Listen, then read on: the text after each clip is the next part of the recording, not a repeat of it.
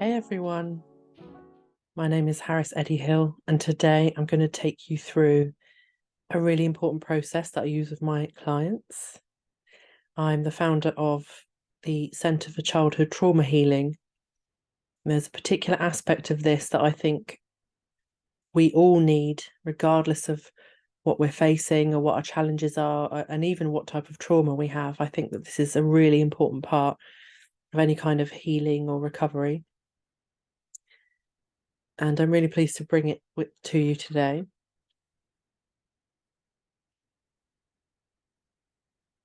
Before we go into it today, I just want to give you a few notes.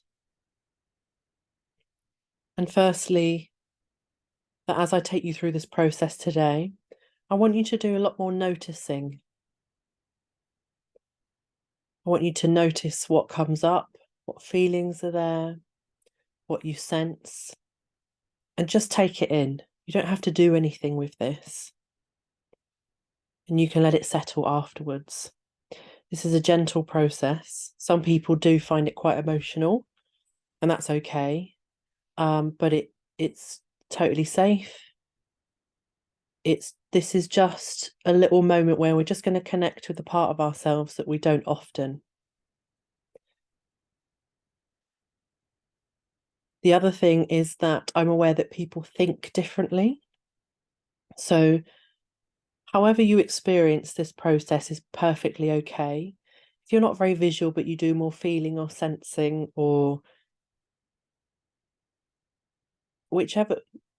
however you experience this is totally perfect. It's perfect for you. You don't have to do it exactly the way that I'm saying it, but just let this process happen within you and just feel into it. This is an experience rather than a logical, rational thing. And lastly, before we do this today, I want you to just allow your brain to come up with whatever it's going to come up with and express itself however it that most makes sense to you or to it.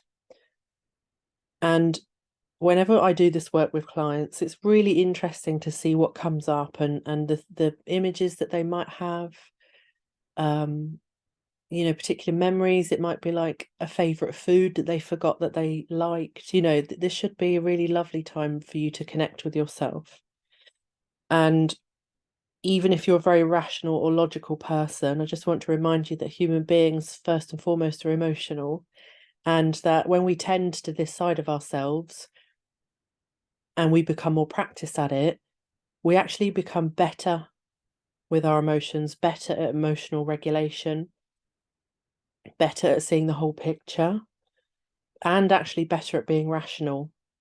Because in my experience and across the board, it seems to be that the more in touch with our feelings we are, the more we can work with them rather than have them overwhelm us or do the exhausting thing of suppressing our feelings, which for those of us who have survived a lot of different things, part of our survival often is to suppress, and that's how we got here today. So I'm not in any way demonizing those coping mechanisms. And I also invite you into this space today to just connect with yourself.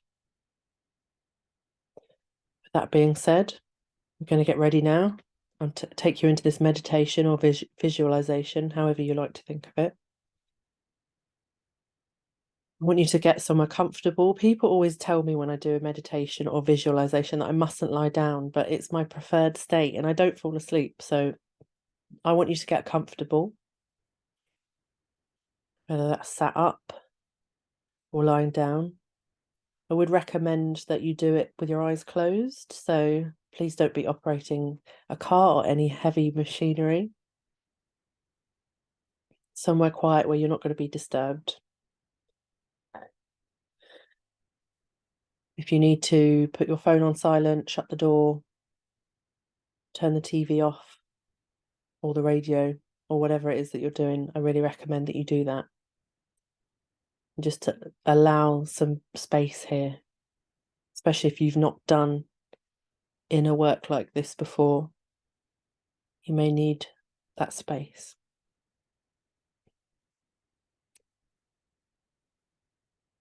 And as you get comfortable, I also want to just invite you to set aside some time after this today to reflect and to just be in a calm, quiet space.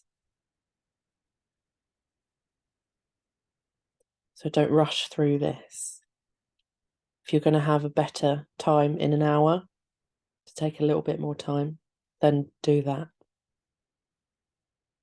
Don't do this right before you've got a Zoom call or anything else where you have to be really present, because this is a really important thing you're doing for you and it deserves time and to be treated with respect. Now I want you to get comfortable, whether you're on the floor or the chair, your bed, a sofa, wherever it is. I want you to begin to become aware of where your body is touching the floor or the furniture. I want you to close your eyes when you're ready.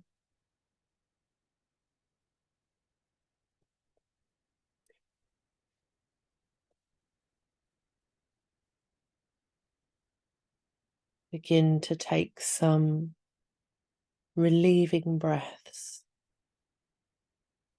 Breathe out any tension that you might have.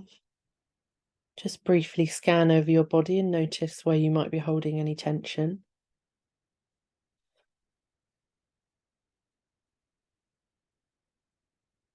And breathe out that tension. With every breath, you release the tension and you relax more and more into the floor, the furniture, whatever is holding you. I want you to become aware of the clothes soft against your skin. I want you to really notice how you're held in this space, held and protected.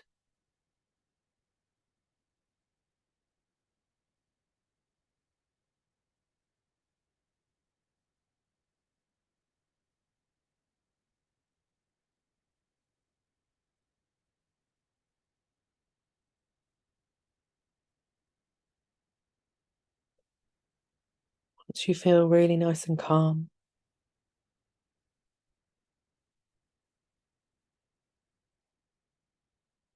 I want to invite you to think about a feeling that's been nagging you recently. This might be a touch of anxiety or worry.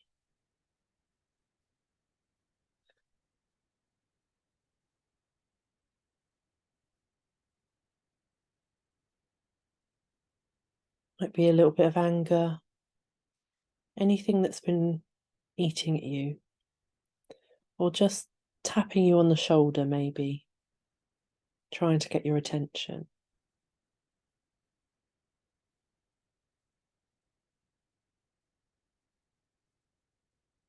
You're not here to fix this feeling, but we are here to acknowledge it. So I want you to approach this feeling that you've identified as needing your attention with curiosity and openness and no judgment.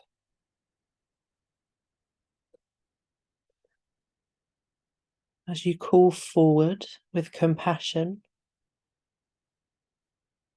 or curiosity, if that's the best you can manage, call this feeling forward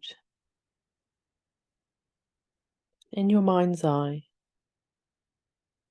I want you to become aware of a figure approaching you. You realise a little bit of joy pops up in you, some love, as you notice that this is a younger version of yourself.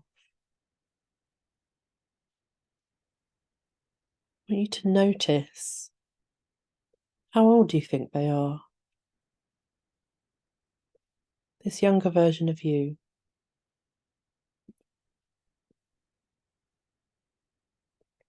What age are they giving off?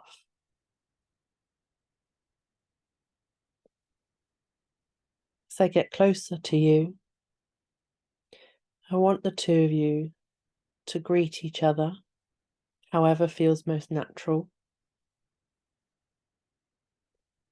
I want you to take each other in for a moment.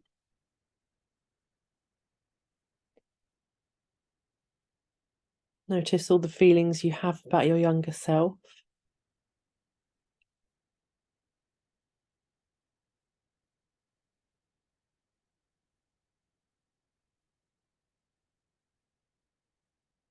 I want you to notice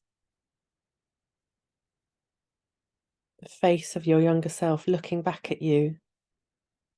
Is there awe or wonder?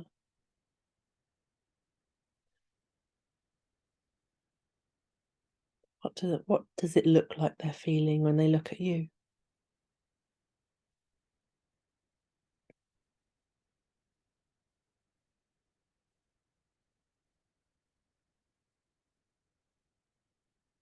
Just take a moment to really connect.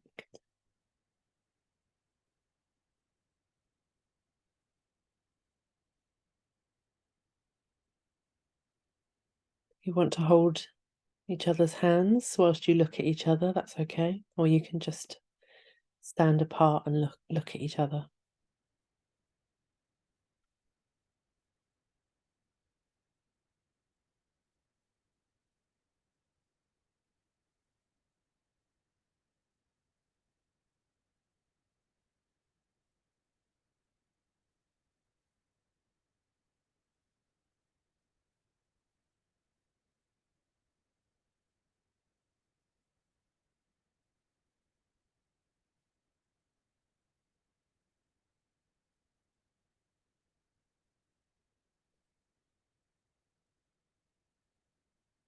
Now I want you to tell your younger self,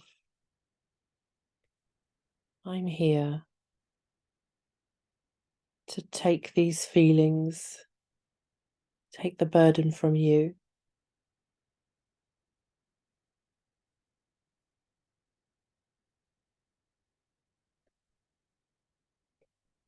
I'm going to look after it and take care of the situation myself.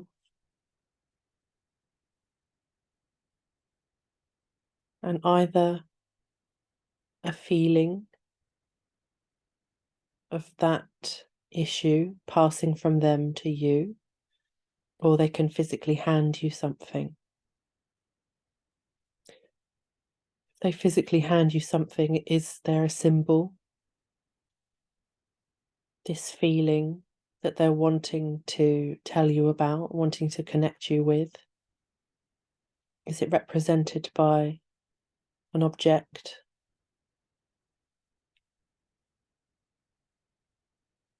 Is it a ball of light? It can be anything. Just notice how it looks or feels to you.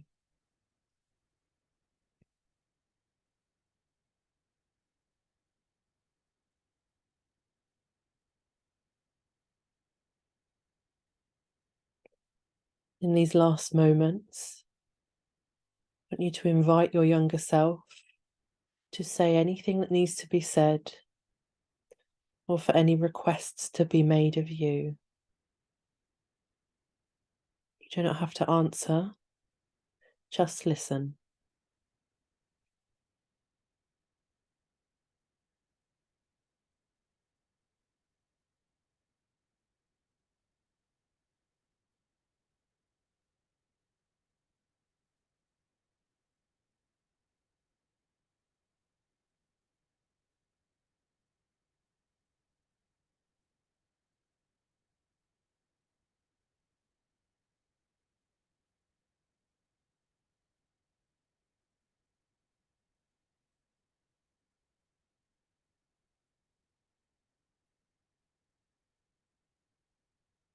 Now we are going to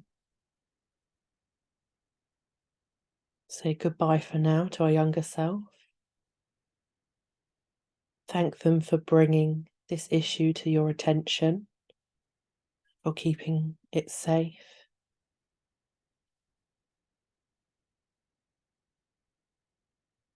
hug or wave or whatever you need to do, whatever feels right, before you notice them walk away from you and fade.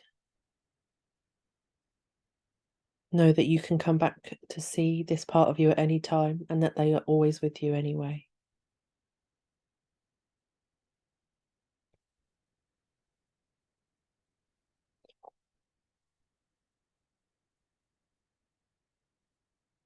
Take note of what you've been given. Notice if you're holding it or feeling it. Whatever it is that's been passed on to you.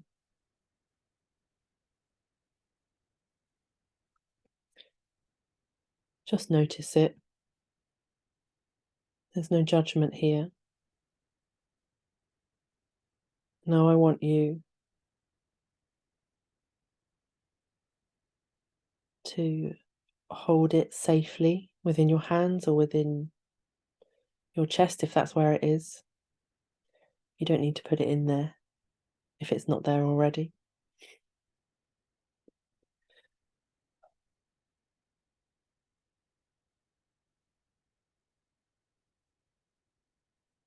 I want you to gently become aware of your toes and your fingers, of the floor or the furniture that holds you.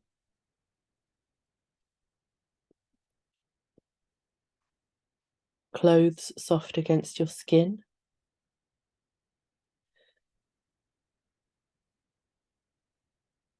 And take some breaths to wake you up again. In your own time, come back to the room.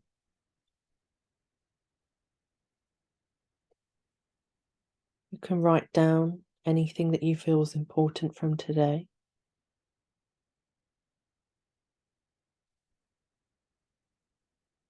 Your only job for now is just to sit with it. When you're ready to begin processing,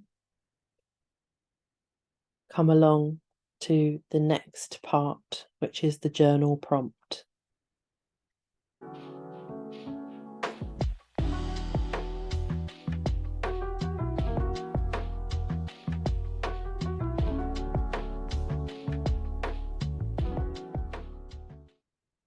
This is the journal prompt that is following on from the meditation or visualization that I led you through.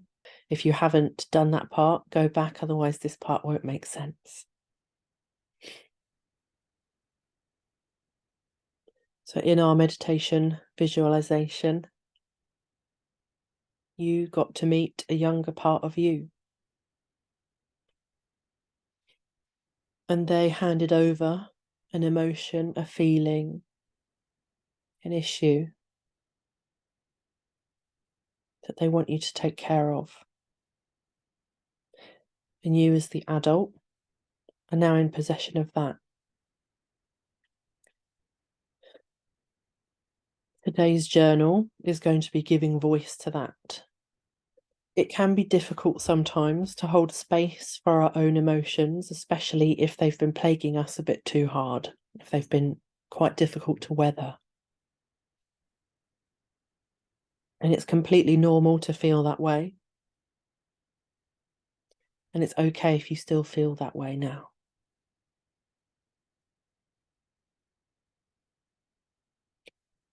So before we journal today, I want to invite you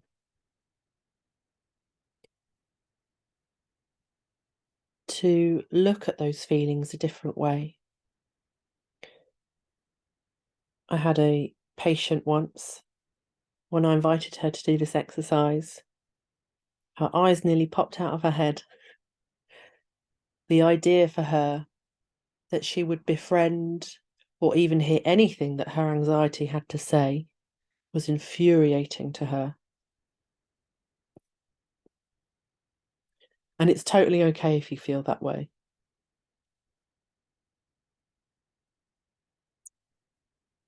And I want you to remember that at some point in your life, that anxiety, as exhausting and unhealthy as it can feel, that anxiety or anger or anything else of that nature became important to you, it was the only strategy that younger or little you had at the time.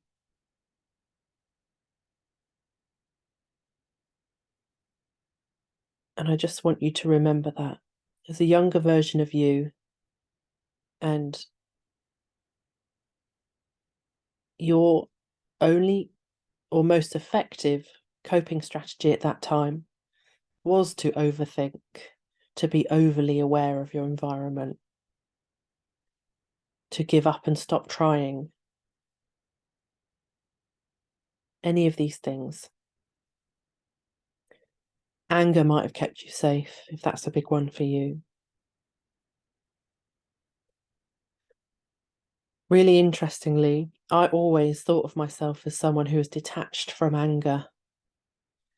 But like a lot of trauma survivors, I was actually very angry, but it was all going on in my own head. And when my anxiety was triggered, one of my coping mechanisms was to get angry about a hypothetical situation mentally. So the anger was always there, it was just shut away. And I wasn't able to integrate it as one of the many healthy and normal emotions. And similarly, we're not taught to integrate our anxiety and depression. We're taught that they are problems. And don't get me wrong, they are. And I've been there. I've seen the depths of it several times. And so much of it is unpleasant. However, when we're ready, we've got past the worst of that and we're ready to actually integrate. That is the way through this. And it's not to suggest that if you integrate with anxiety that you're accepting anxiety or that you'll always be anxious. It's more that your relationship with that part of you transforms so that the anxiety becomes less and less needed. If you are connected to the aspect of you, the part of you, the inner child, the younger version of you, whoever it is, that is anxious, and that you then have a two-way open communication with that part, the anxiety becomes much less necessary because the conversation is already there.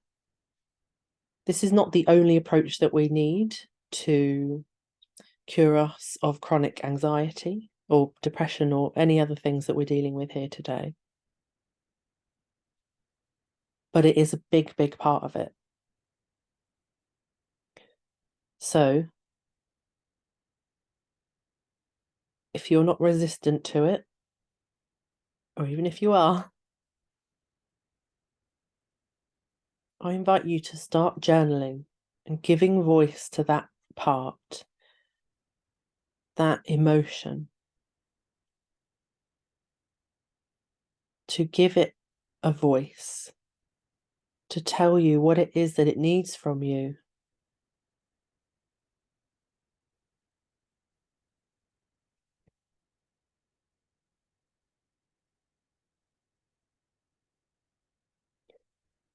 In my experience, when we connect to a younger part of us that is depressed or anxious or angry or fearful or any of those things,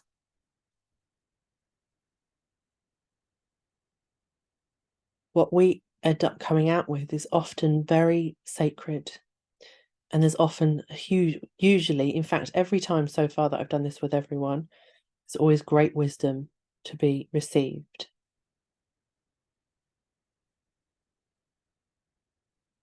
It doesn't necessarily mean that you'll do everything that this younger version of yourself wants you to do. But as you journal, I invite you to begin dialoguing with this aspect of you. You may find it helpful to dialogue as almost as a script.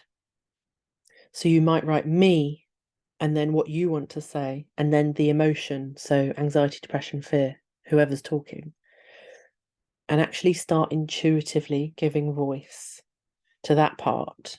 And you can have your objections as well, if you need to.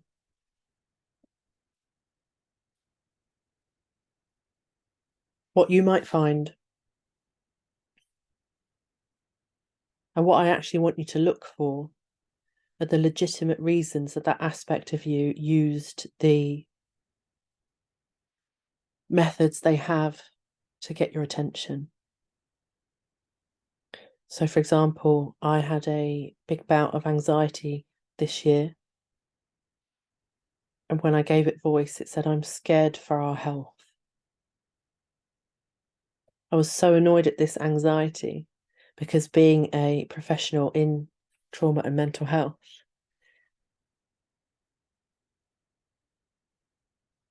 I don't, just like anybody else, I feel uncomfortable having to deal with it afresh or in a different way. So I had a bit of resentment to it as well, even though I know, and I'm very practiced at this, having conversations with these aspects of myself. Once I gave it space and said, what is it that you're so desperately trying to say? It said to me, "I'm really worried about our health. We're not doing enough to look after ourselves." And I said, "That's actually valid, and I hadn't realised. What is it you need me to do?" And it said, I need you to give up these particular bad habits, and I need you to do it kind of now. And it really took me by surprise. But I did follow it, and it did allow me to recover. It took me a couple of weeks at least to get over the initial reluctant following of the request, but I knew in my heart that that request was really important and that I had to do it. So just know that however practiced you are, it's really human and really normal to have a big reaction to whatever this aspect wants us to know. And you can negotiate. If you're not ready to make a certain change, or you feel that that's a certain request is unreasonable, you can negotiate. But starting the dialogue is the most important part. You don't have to get it all right today.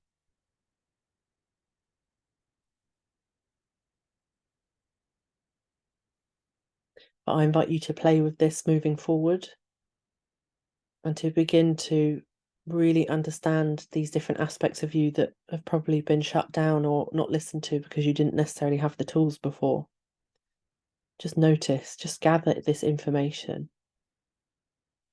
and know that the part of you that's causing the issue isn't trying to upset you. It's just trying its best to meet a need, and it doesn't know how else to do it.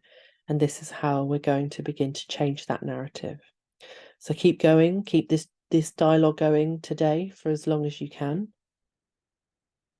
It might take a while to find that voice, and that's totally okay. You might choose to do it in a slightly different way, but it will come. And moving forward, anytime you're feeling this way, you can use this method as often as you need with any feelings.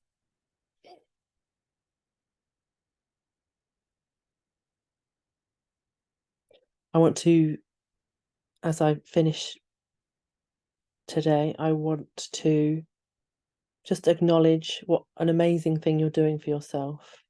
This is being willing to go deep, to feel these things, to acknowledge these things, takes immense courage, immense. You will look back at this work that you're doing now for yourself in years to come and be like, wow, that was absolutely amazing. When we're struggling with things, we can often feel weak, and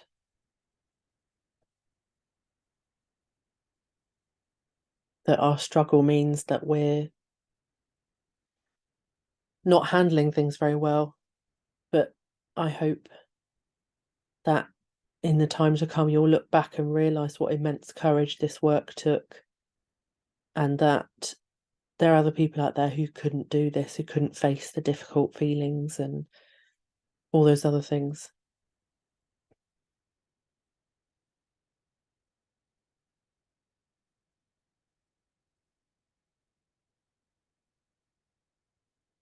You are one of a minority who are doing hard things.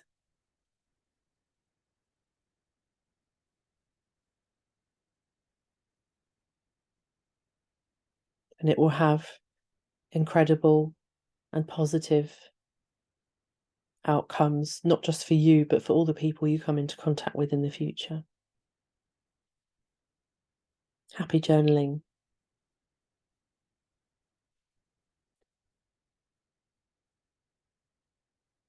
I'm Harris Eddy Hill, the founder of the Centre for Childhood Trauma Healing, and you can find more of my stuff at mxharrishill.com. That's mxharrishill.com.